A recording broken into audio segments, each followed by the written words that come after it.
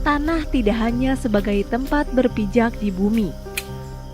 Bagi rakyat, terutama petani, tanah adalah sumber penghidupan yang membuat dapur mengepul, sumber untuk menyekolahkan anak-anaknya, dan masa depan yang bisa diwariskan.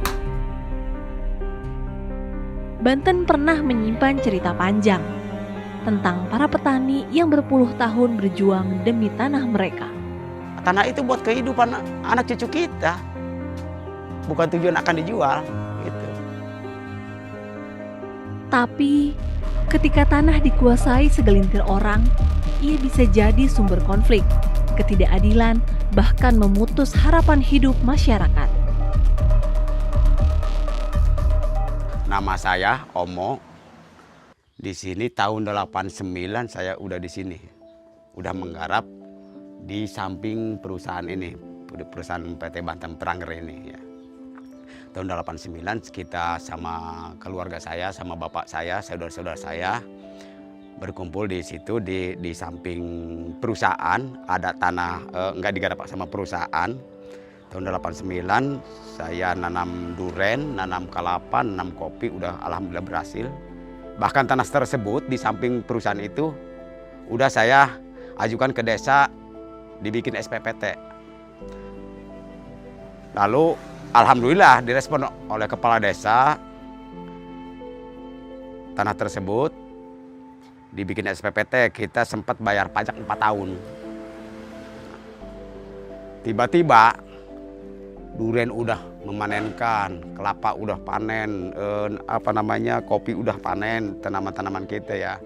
Tahun 2007 itu datang pihak perusahaan. Seolah-olah tanah ini tanah perusahaan. Dulu kata perusahaan ini tanah cadangan, sekarang akan digarap lagi sama dia.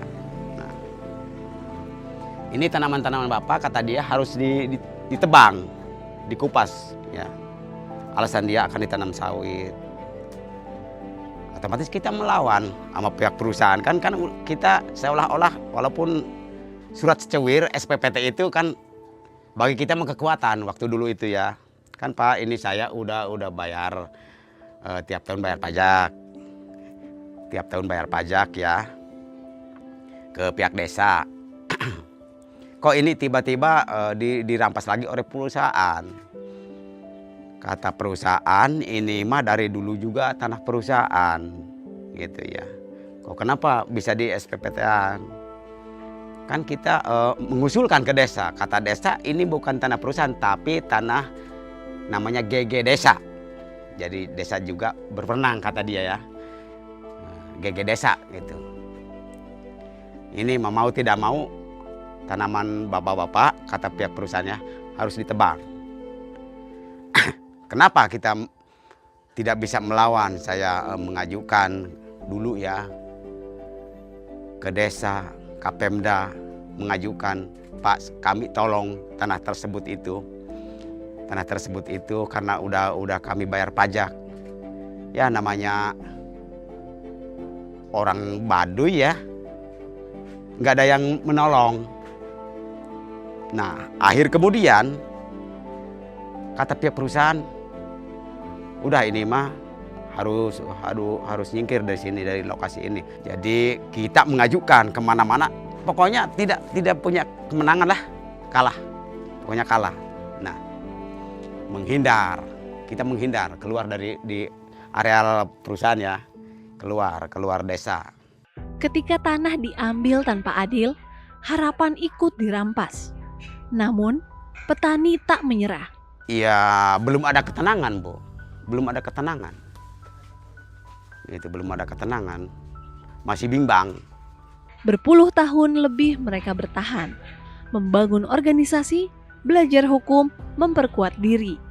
Tapi perjuangan tidak pernah mudah. Ada tekanan, ada air mata, ada ketidakpastian. Pokoknya saya mau nanam apa saja itu jangan, kata dia. Selain tanaman jangka pendek. Tanaman kencur, jahe, selain itu jangan. Terus kita maksa kita uji coba melawan perusahaan. Saya menggerakkan ke anggota saya, coba kita dicoba nanam kayu keras, nanam kalabise, jabon ya, nanam mahoni, dicoba untuk melawan perusahaan. Pihak perusahaan itu sempat ya, pihak perusahaan sempat memanggil saya. Jadi kamu penggerak menanam kayu keras di lahan perusahaan, kata dia. Emang iya Pak, emang kenapa? Ini harus dikupas lagi. Saya melawan. Saya yang nanam, ya. Kenapa saya yang ngupas? Kalau mau Bapak yang ngupas. Kata saya, pihak perusahaan, ya. Bapak yang menebang. Kan saya yang nanam. Masa iya tanaman saya ditebang sama saya? Kalau mau udah. Kan dia tidak berani. Tahun 2012 itu. 2012. Karena tanah bukan hanya soal kepemilikan tapi kehidupan. Dan dengan reforma agraria, kehidupan itu kembali ke tangan rakyat. Atau peran saya mah ke pihak BPN itu syukur alhamdulillah.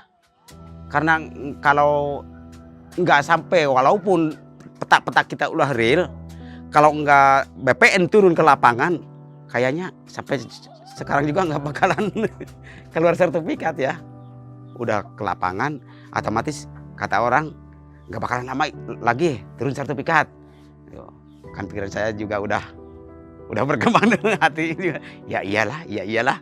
Kata orang juga kalau udah turun BPN mah pasti berhasil. Pikiran saya gitu. Makanya ke pihak BPN juga saya bersyukur, terima kasih. Karena yang berwenang mengeluarkan sertifikat itu kan BPN gitu.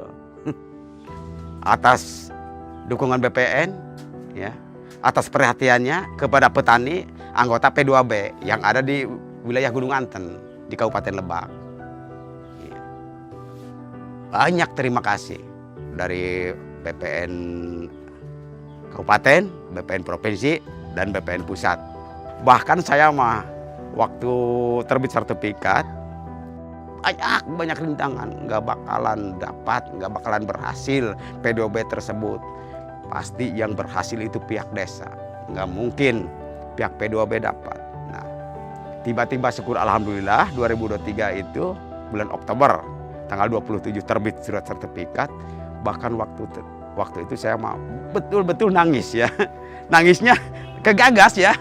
Jadi saya itu kata orang nggak mungkin. Kata orang nggak mungkin, kok bisa mungkin gitu ya. Bisa mungkin. Nah, di situ ada pengakuan dari pihak pemerintah. Nah, jadi dari 2023 itu kita nggak bimbang, nggak ragu untuk mengelola lahan, ya.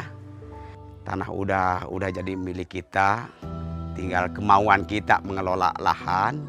Dan kalau punya modal kita, kalau mau membangun rumah, nggak ada halangan rintangan, ya. Tergantung kita punya modal, gitu. Jadi bersyukur alhamdulillah. Sesudah redis, alhamdulillah organisasi mendirikan aras, mendirikan masjid, musola. Kita berjalan mendirikan tempat pembibitan demplot. Ya. Sekarang walaupun belum beres, belum selesai, itu untuk penginapan. Ya. Kalau ada tamu-tamu nantinya bisa nginep di sana, gitu, Pak. Reforma agraria hadir, bukan sekadar membagi tanah, tapi mengembalikan hak, mengembalikan martabat, mengembalikan sumber penghidupan. Kalau nggak ada sertifikatnya, kayaknya kayak dulu lagi. Kayak waktu itu pengusiran di tahun 2007 itu di situ. Walaupun udah di SPPT sama kepala desa, gitu nggak ada sertifikatnya nggak bisa apa-apa kita kan.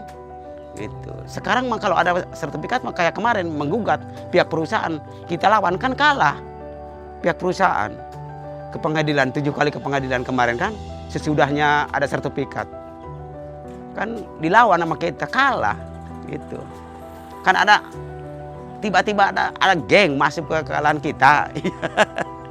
Ke sesama petani, kita mari tanah tersebut walaupun kecil kita kelola supaya kita bermanfaat untuk anak cucu kita supaya ada peningkatan ekonomi kita ya dari sekarang ke depan. Mari kita kelola bersama-sama lahan tersebut, dimanfaatkan. Pokoknya dari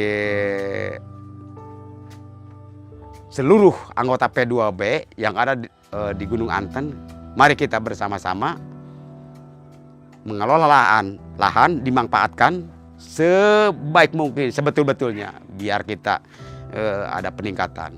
Gitu. Hidup reforma agraria! Perjuangan petani Banten adalah wajah nyata reforma agraria, bahwa ketika tanah kembali ke rakyat, mereka bukan hanya bertahan, tapi juga bangkit untuk hidup yang lebih adil dan bermartabat.